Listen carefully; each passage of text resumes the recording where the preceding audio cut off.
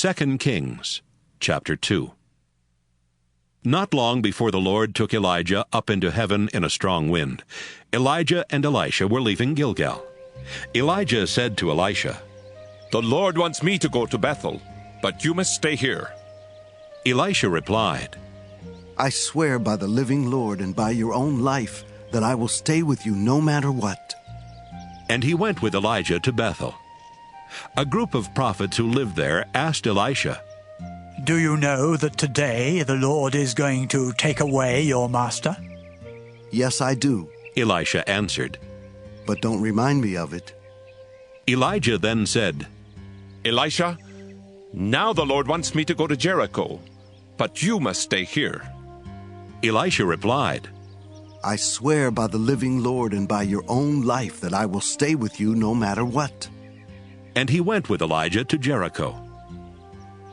A group of prophets who lived there asked Elisha, "Do you know that today the Lord is going to take away your master?" Yes, I do, Elisha answered. but don't remind me of it. Elijah then said to Elisha, "Now the Lord wants me to go to the Jordan River, but you must stay here." Elisha replied, I swear by the living Lord and by your own life that I will never leave you. So the two of them walked on together. 50 prophets followed Elijah and Elisha from Jericho, then stood at a distance and watched as the two men walked toward the river.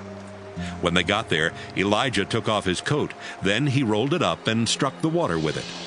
At once a path opened up through the river, and the two of them walked across on dry ground. After they had reached the other side, Elijah said, "Elisha, the Lord will soon take me away. What can I do for you before that happens?" Elisha answered, Please, give me twice as much of your power as you give the other prophets so I can be the one who takes your place as their leader. "It won't be easy. Elijah answered.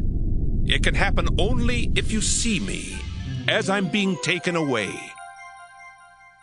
Elijah and Elisha were walking along and talking when suddenly there appeared between them a flaming chariot pulled by fiery horses. Right away a strong wind took Elijah up into heaven.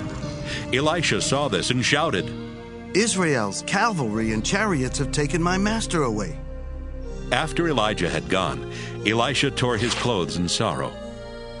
Elijah's coat had fallen off, so Elisha picked it up and walked back to the Jordan River. He struck the water with the coat and wondered, Will the Lord perform miracles for me as he did for Elijah? As soon as Elisha did this, a dry path opened up through the water, and he walked across. When the prophets from Jericho saw what happened, they said to each other, Elisha now has Elijah's power. They walked over to him, bowed down, and said, "There are 50 strong men here with us. Please let them go look for your master. Maybe the Spirit of the Lord carried him off to some mountain or valley." No, Elisha replied. they won't find him. They kept begging until he was embarrassed to say no. He finally agreed, and the prophet sent the men out. They looked 3 days for Elijah, but never found him. They returned to Jericho, and Elisha said, I told you that you wouldn't find him.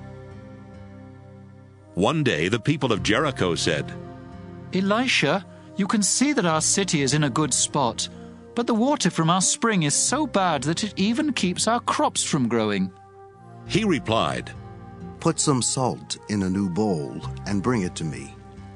They brought him the bowl of salt, and he carried it to the spring. He threw the salt into the water and said, The Lord has made this water pure again. From now on you'll be able to grow crops, and no one will starve. The water has been fine ever since, just as Elisha said. Elisha left and headed toward Bethel. Along the way, some boys started making fun of him by shouting, "Go away, Baldy! Get out of here!" Elisha turned around and stared at the boys. Then he cursed them in the name of the Lord. Right away, 2 bears ran out of the woods and ripped to pieces 42 of the boys. Elisha went up to Mount Carmel, then returned to Samaria.